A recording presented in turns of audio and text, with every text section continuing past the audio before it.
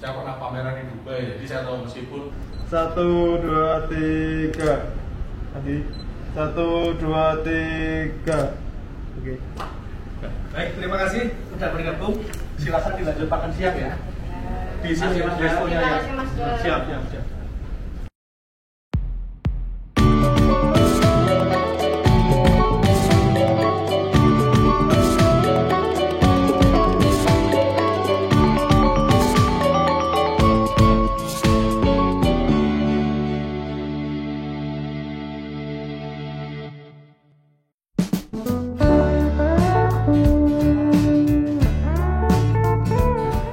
Ya, selamat pagi, selamat siang, selamat sore, dan selamat malam para Masdaper dimanapun berada.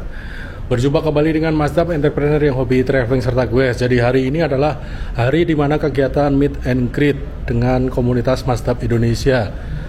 Ini sudah berlangsung dari tadi dan sekarang sedang coffee break. Jadi seperti apa keseruannya?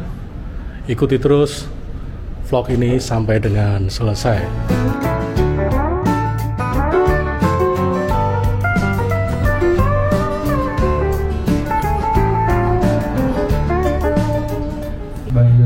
Buying agent itu untuk kita yang masih pemula ini mas, yang masih merintis ya, kurang lebih seperti itu mas.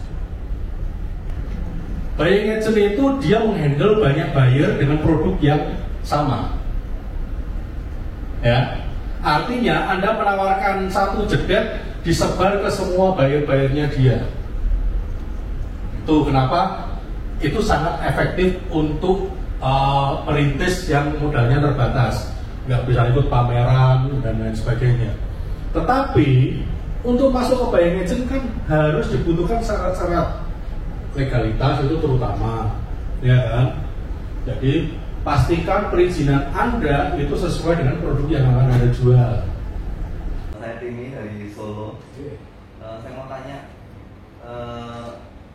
sehubungan dengan SLK juga. Kalau seperti akar-akaran, terus kayu akar santigi seperti itu, apakah juga membutuhkan SPLK? Kandung kayu otomatis Anda kena SLK. Apa ya? Saya nih misalnya, saya bikin keranjang enceng gondok, tidak masalah. Begitu enceng gondoknya saya kasih frame dari kayu, saya harus pakai SPLK. Tujuannya SPLK itu kan untuk melacak asal muasal kayu ini, biar dipastikan bahwa kayu ini bukan dari hasil penebangan liar. Nah, tujuannya sebenarnya itu. Ya. Terus rotan, kadang ada dilema, rotan pakai enggak? Ada yang pakai, ada yang enggak. Ada SPLK. Dari saya film gimana SPLK? Bagaimana cara kita mengkomunikasikan dengan calon buyer atau menawarkan ke buyer? Cara komunikasi bagaimana, dan kalau kita ke buying agent itu apakah diterima? Ya, terima kasih pertanyaannya ini. Jadi seperti biasa bahwa SPLK itu termasuk sertifikasi ya, bukan dokumen ya. Sertifikasi. Jadi kalau produknya bukan kayu nggak perlu SPLK. Kalau dokumen ekspor dia dibutuhkan pada semua shipment. Jadi kita jangan terlalu permisif dengan yang sifatnya dokumen. Beda satu huruf koreksi. Master menyinggung masalah katalog ini. Nah, ini yang ingin saya tanyakan adalah bagaimana dengan era sekarang di mana kita itu punya IG, punya Facebook, punya medsos itu untuk dalam kaitan ekspor. Media sosial kalau Masdap pribadi menggunakan lebih untuk membangun reputasi, bukan berjualan. Tunjukkan bahwa di situ adalah kita mampu membuat ini, membuat itu, tapi kita tidak pernah, saya tidak pernah berjualan lewat media sosial. Alasannya kenapa? Munculkan duet sebagai feature aja. Udah. Kalau ada yang berminat biasanya kontak email. Saya selalu menyarankan jangan pernah berkomunikasi bisnis menggunakan platform media sosial. Itu sering saya sampaikan. Kenapa? Yaitu pertama desainnya untuk kebutuhan sosial, bukan bisnis. Yang kedua, secara korespondensi bisnis itu tidak bisa dipertanggungjawabkan.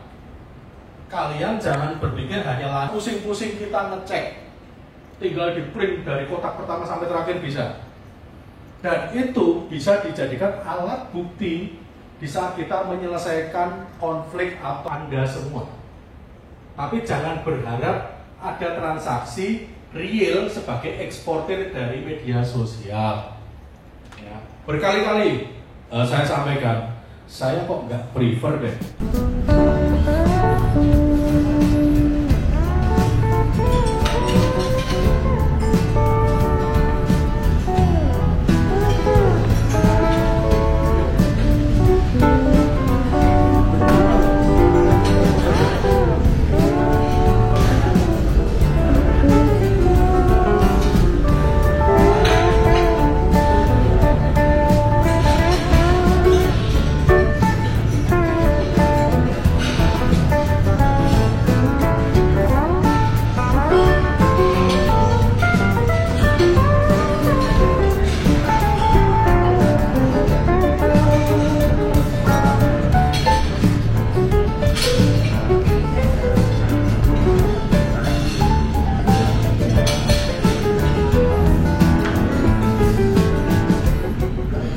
Sebenarnya prinsipnya LOI itu sebanding dengan sales kontrak, sama, intinya sama, cuman istilahnya beda dan inisiatifnya yang membuat berbeda.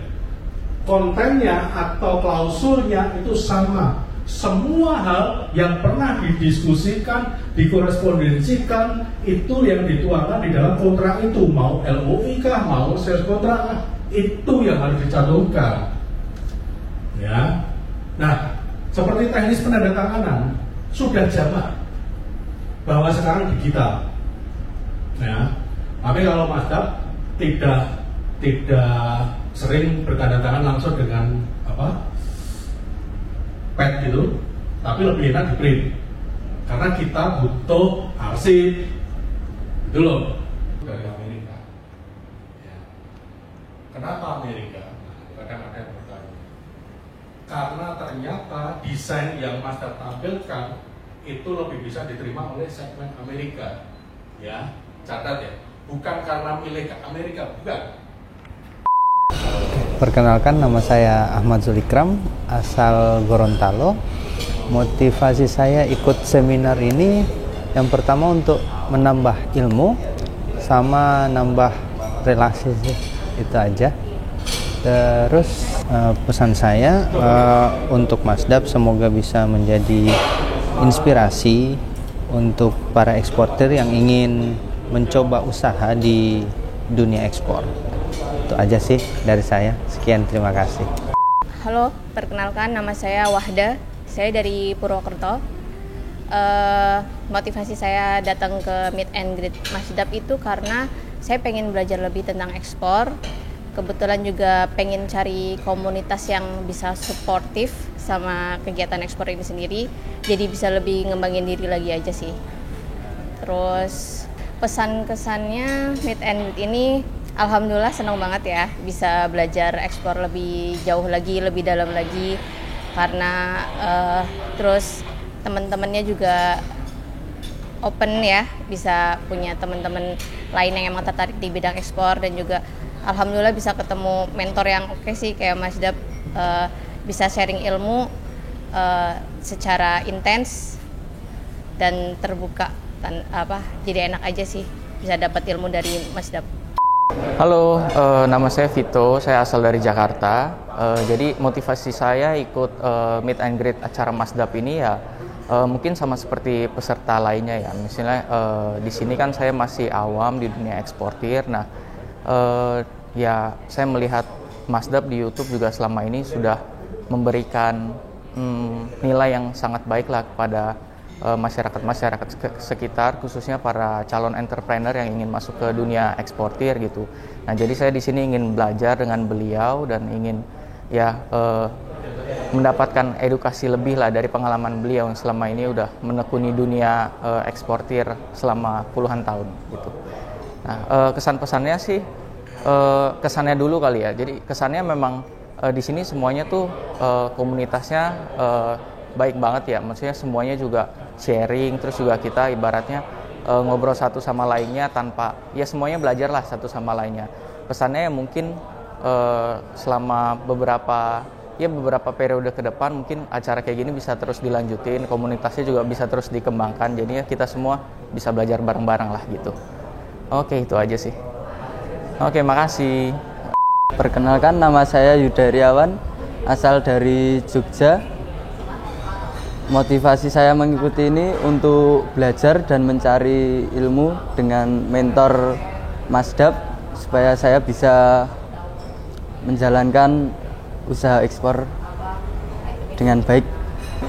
Kesan yang saya dapatkan, alhamdulillah dari acara ini lumayan menyenangkan dan bisa menambah banyak teman dan bisa sharing satu sama yang lainnya.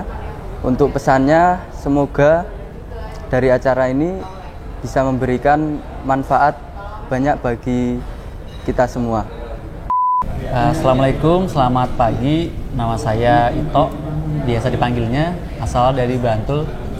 Motivasi saya ikut Masdap Indonesia acara hari ini, pertama untuk memperdalam materi, terus juga motivasi, terus lebih pengetahuan tentang ekspor yang sebenarnya itu bagaimana, biar lebih tambah wawasan, juga tahu lebih banyak tentang ekspor. Mungkin itu aja. Ya, perkenalkan, nama saya Mbak Anissa. Saya dari Bantul. Motivasi saya ikut di sini memperdalam ilmu tentang ekspor, menambah wawasan juga, dan kedepannya saya dan suami saya bisa menjadi eksportir seperti Masdap. Untuk pesan dan kesannya, kita sebagai calon eksportir atau calon pengusaha harus sungguh-sungguh itu sih, sungguh-sungguh, terus cari ilmu, terbuka. Nah itu, untuk kesannya tadi materi dari Masdap, wah itu sangat luar biasa, itu kan membangun sekali, apalagi membangun mindset, terus bagaimana kita langkah-langkahnya, nah itu yang paling penting. Terima kasih. Ya, kesan-kesannya dari saya, kesannya ilmu yang disampaikan Masdap ini bagus banget ya. Kita sebagai pemula, perintis usaha eksportir itu harus upgrade diri dan fokus dan terus semangat, gitu aja.